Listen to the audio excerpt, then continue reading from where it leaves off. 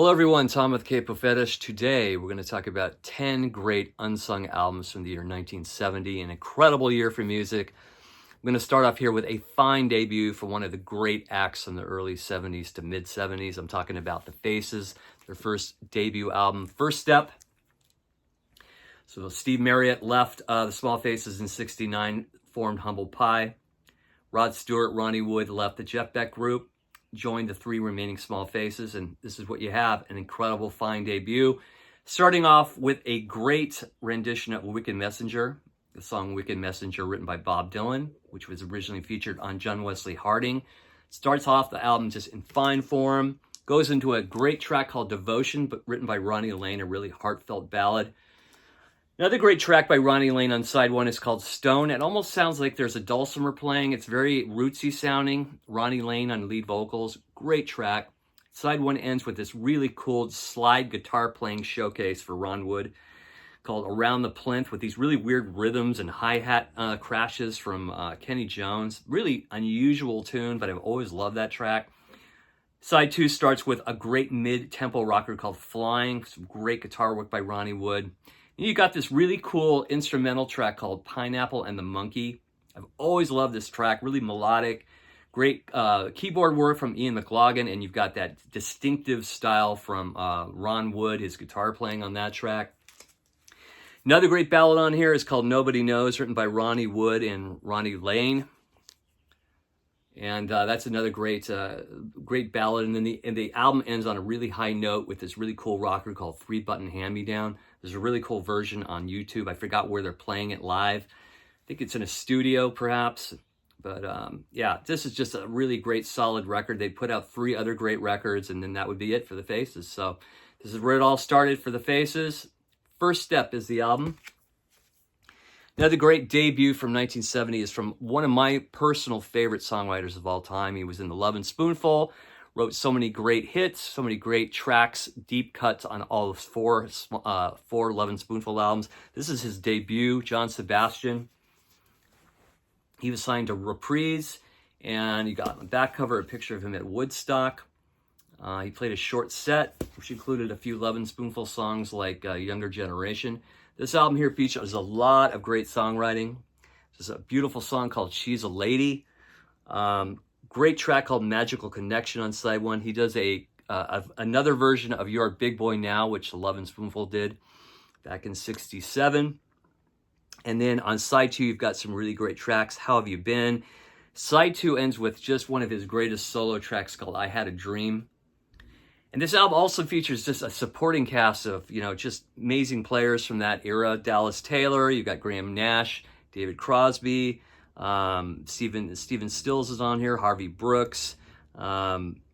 Just a lot of great session players rounding off this album.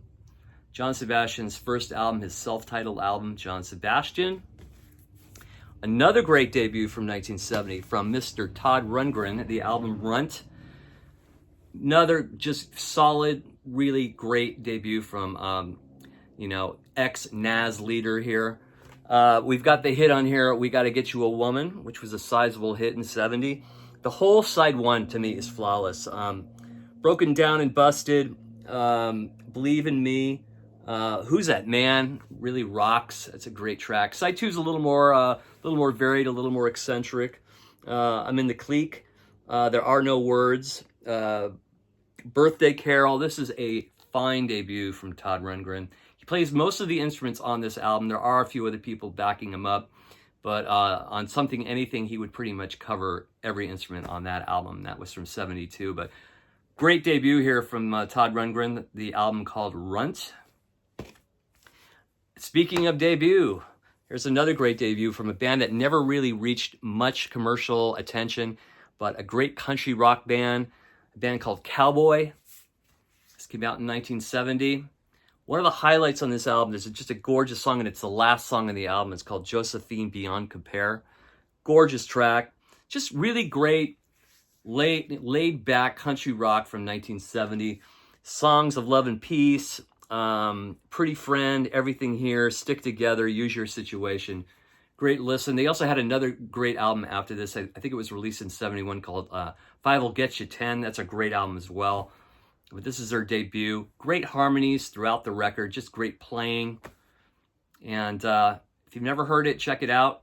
Cowboy's first album. It's called Reach for the Sky.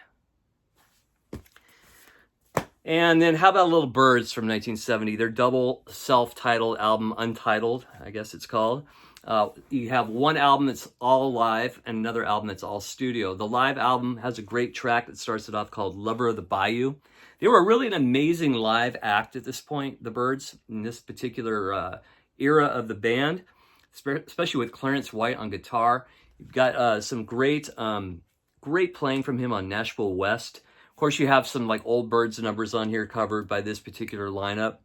Mr. Tambourine Man, Mr. Spaceman. He does a version of Positively 4th Street, Bob Dylan.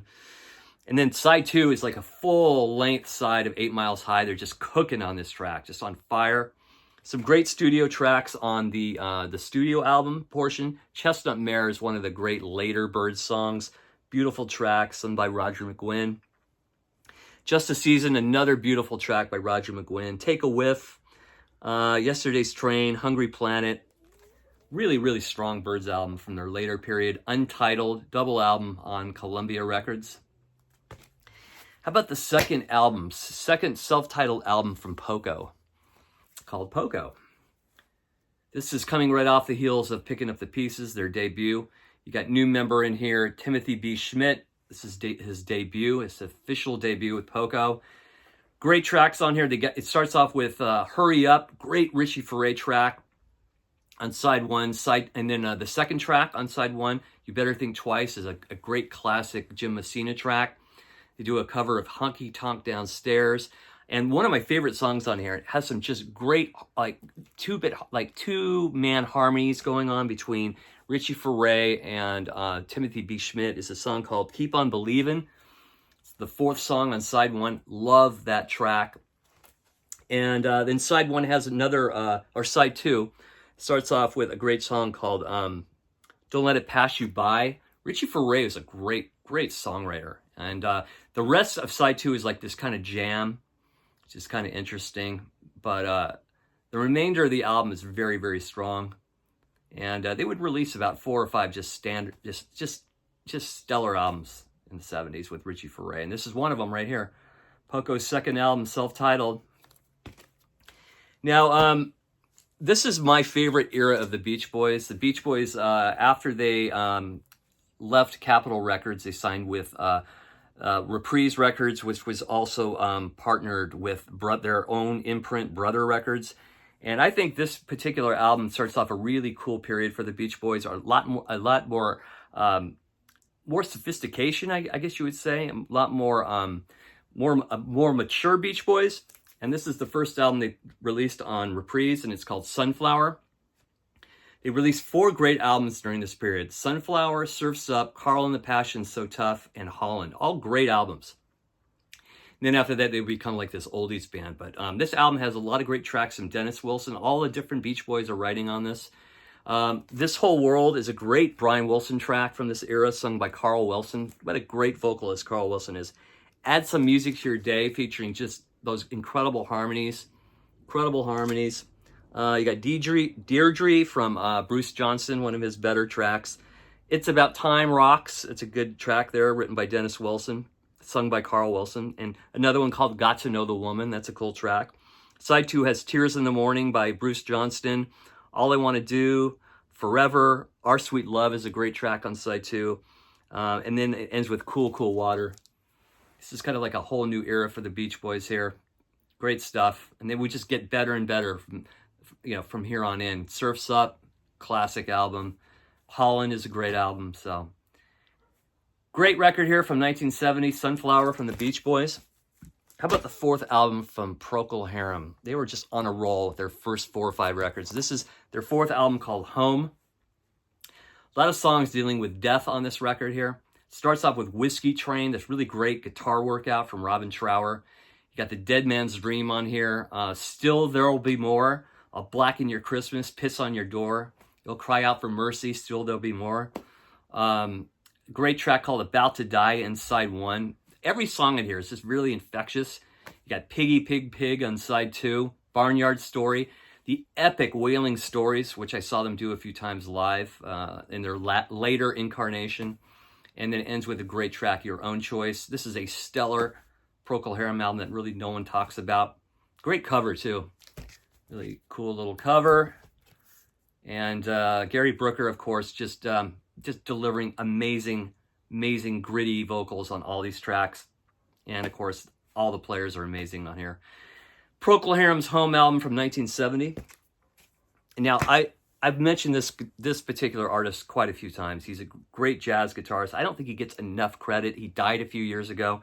He's put out some fine music, great albums, and this is one of my favorites of his. This is Pat Martino. This is an album called Desperado. He's playing electric 12-string guitar on here. It has the most unique sound to it. And these tracks are just really, this is a great headphone listen. Highly recommend this if you haven't heard this album. It is so good. It's one of my most played jazz albums. Came out, of course, in 1970. And it's called Desperado, and it's by Pat Martino. Just a really great guitarist. And then I'm going to finish off here with another great debut album. And I think this album is just about near perfect. I've played this album so many times. It's the Emmett Rhodes from Merry-Go-Round, his debut album. With My Face on the Floor, it starts it off. Such a great track. And this is all performed by Emmett Rhodes, all the instruments. The drums almost sound like cardboard boxes. That's the way it was recorded. But the songs are so infectious and so well put together. Long Time No See is such a great track. I mean, there's just not a bad track on this entire album. You got Lullaby on here, Fresh as a Daisy, Live Till You Die. She's Such a Beauty. This is just such a flawless record. He would also put out 2 or 3 more albums after this, but I think this is his best album. Just an incredible talent here, Emmett Rhodes. Self-titled album from 1970. And then let's throw this one into the bunch as well. This is Randy Newman's album, 12 Songs. This is a great album here from Randy Newman. Has the original version of Mama Told Me Not to Come, which Three Dog Night made a huge hit out of.